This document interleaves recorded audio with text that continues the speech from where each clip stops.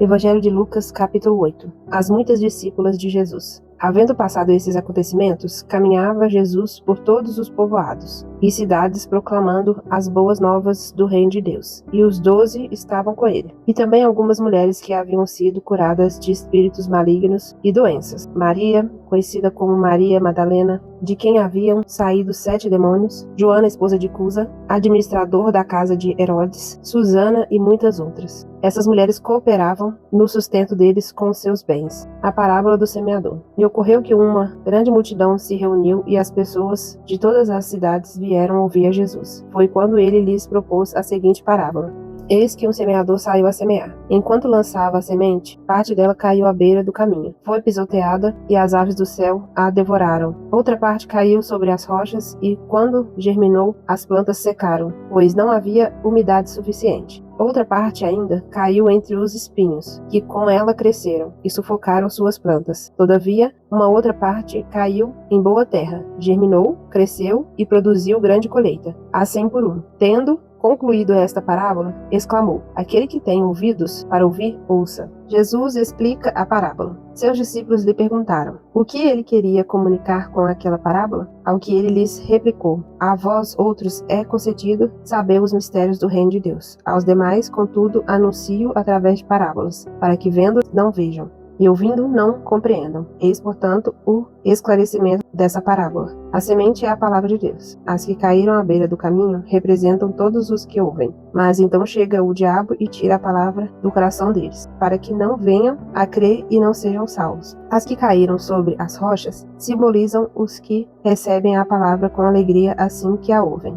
Contudo, não possuem raiz. Creem por um período, mas desistem no tempo da provação. As que caíram entre os espinhos significam os que ouvem. Todavia, ao seguirem seu caminho, são sufocados pelas muitas ansiedades, pelas riquezas e pelos prazeres dessa vida, e não conseguem amadurecer. No entanto, as que caíram em boa terra são as que, de bom coração e com sinceridade, ouvem a palavra, a entesouram e com perseverança frutificam. A parábola da luz manifesta. Não há ninguém que, depois de acender uma candeia, a esconda debaixo de um jarro e a coloque sob a cama. Ao contrário, coloca-a num lugar apropriado, de maneira que todos aqueles que entram vejam o resplandecer da luz. Porquanto não há nada oculto que não venha a ser revelado, e nada escondido que não venha a ser conhecido e trazido à luz. Assim sendo, vede, pois, como ouvis, porque ao que tiver, mais se lhe concederá, e ao que não tiver, até mesmo aquilo que imagina possuir, lhe será tirado. Os fiéis formam a família de Jesus. Então a mãe e os irmãos de Jesus vieram para falar com ele. Entretanto, não conseguiam aproximar-se dele, pois grande era a multidão à sua frente. Certa pessoa comunicou a Jesus: Tua mãe e teus irmãos estão lá fora e desejam ver-te. Contudo, ele lhes replicou: Minha mãe e meus irmãos são aqueles que ouvem a palavra de Deus e a praticam. A tempestade é neutralizada por Jesus. E aconteceu que, em um daqueles dias, ao entrar no barco, pediu Jesus aos seus discípulos: Passemos para a outra margem do lago. E partiram. Enquanto navegavam, ele adormeceu, e abateu-se sobre o lago uma grande tempestade com fortes ventos, de modo que o barco estava sendo inundado, e eles corriam o risco de naufragar. Então os discípulos correram para acordá-lo, exclamando: Mestre, mestre, estamos a ponto de morrer. Ele se levantou e repreendeu a tempestade e a violência das águas. Tudo então se acalmou e houve perfeita paz. Jesus, no entanto, dirigiu-se aos seus discípulos e indagou: Onde está a vossa fé? Mas eles, amedrontados e maravilhados, interrogavam uns aos outros: Quem é este que até os ventos e as ondas dá ordens? E eles lhe obedecem. A libertação de um endemoniado.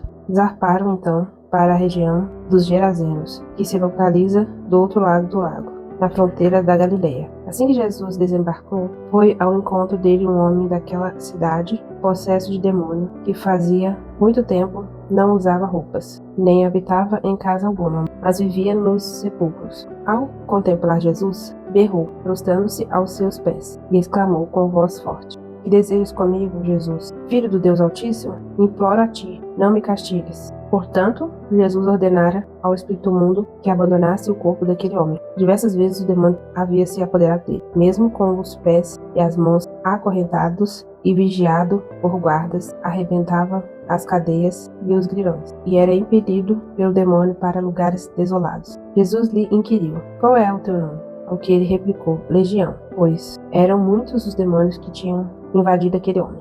E suplicavam a Jesus que não os mandasse para o abismo. Entre mentes, uma grande manada de porcos estava passando naquela colina. Os demônios imploraram que Jesus lhes permitisse entrar nos porcos, e Jesus consentiu. Então, saindo do homem, os demônios invadiram os porcos, e a manada jogou-se princípio abaixo, em direção ao grande lago, e todos os porcos se afogaram. Ao observar tudo o que acontecera, as pessoas responsáveis pelo cuidado dos porcos fugiram e foram contar esses fatos na cidade e pelos campos. Um homem gerazeno se torna discípulo. E ocorreu que o povo saiu para ver o que tinha sucedido. Quando se aproximaram de Jesus, viram aquele homem de quem os demônios haviam saído, assentado aos pés de Jesus, vestido e em perfeito juízo. E todos ficaram apavorados. As pessoas que haviam testemunhado todos os fatos contaram também como fora liberto aquele homem dos muitos demônios que o haviam tomado. Então todo o povo da região dos Gerazenos rogou a Jesus para que se retirasse de suas terras, pois estavam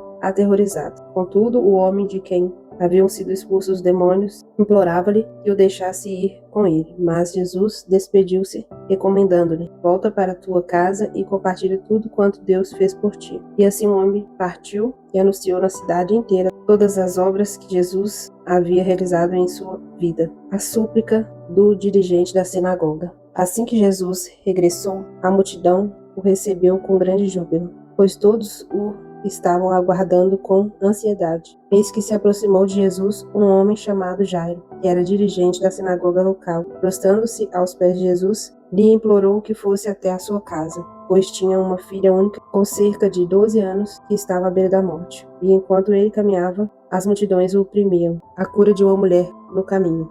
Nas proximidades estava certa mulher que havia 12 anos vinha sofrendo de hemorragia e já tinha gasto tudo o que podia com os médicos, mas ninguém fora capaz de curá-la. Ela conseguiu se aproximar de Jesus por trás e tocou na borda de seu manto, quando no mesmo instante se lhe cessou completamente a hemorragia. Ao que Jesus indagou: que tocou em mim? Como todos negassem, Pedro pondera: Mestre, a multidão se aglomera e te espreme, e ainda assim deseja saber quem te tocou? Contudo, Jesus insistiu: certamente alguém me tocou, pois senti que de mim emanou o poder. Então a mulher, compreendendo que não haveria de passar despercebida, aproximou-se, tremendo, e prostrou-se aos pés de Jesus. E diante de todo o povo, declarou o motivo pelo qual o tocara daquela maneira, e como naquele mesmo momento fora totalmente curada. Ao que Jesus lhe afirmou: filha, a tua fé te curou, vai-te em perfeita paz. Jesus ressuscita a filha de Jairo. Falando ele ainda, quando chegou uma pessoa da casa do dirigente da sinagoga, informando: tua filha já está morta, não adianta mais incomodar o mestre. Ao ouvir tais notícias, Jesus declarou a Jairo: não temas, tão somente crê, e ela será salva. Assim que chegou à casa de Jairo, não permitiu que ninguém entrasse com ele, a não ser Pedro, João e Tiago, bem como o pai e a mãe da menina. Enquanto isso, grande comoção atingiu a multidão, e todos choravam e se lamentavam por ela. Diante disso, Jesus os encorajou: não pranteais, ela não está morta, mas dorme. E muitos zombavam dele, pois tinham certeza de que ela estava morta. Entretanto, ele a tomou pela mão e em voz alta lhe ordenou: menina, levanta-te. Imediatamente o espírito dela retornou, e no mesmo momento ela se levantou, e ele mandou que lhes dessem algo para comer. Os pais da menina ficaram maravilhados. Contudo, Jesus lhes ordenou que não contassem a ninguém e que se passara ali. Bom, como é um texto muito grande, nós ficamos por aqui. Deus abençoe em nome de Jesus.